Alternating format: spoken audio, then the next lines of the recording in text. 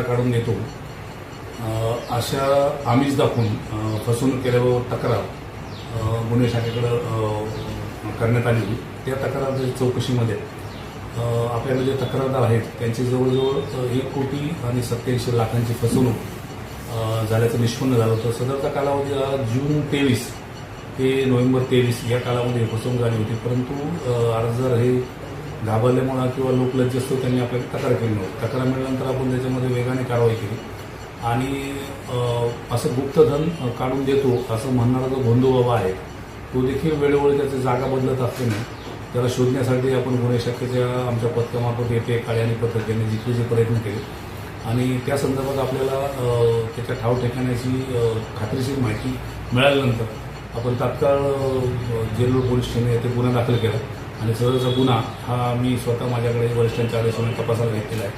त्या गुन्ह्यामध्ये आपण हा जो बंधू बाबा आहे याला 9/10/2025 रोजी या गुन्ह्यामध्ये विजापूर आणि शाहीनगर विजापूर या ठिकाणून ताब्यात घेतलेला आहे।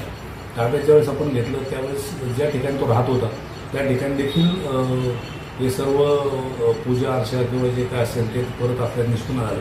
त्या ठिकाणी त्याला ताब्यात घेतानाच आपण तो पंचनामा करून त्या सर्व वस्तू जागृतपणा करण्याचा आपण ताब्यात घेतलेल्या आहेत आणि त्याला आपण ताब्यात घेऊन या गुन्ह्यामध्ये अटक करून आपण उद्यापर्यंत म्हणजेच सोमवारपर्यंत आपण पोलीस कस्टडी रिमांड घेतलेला आहे।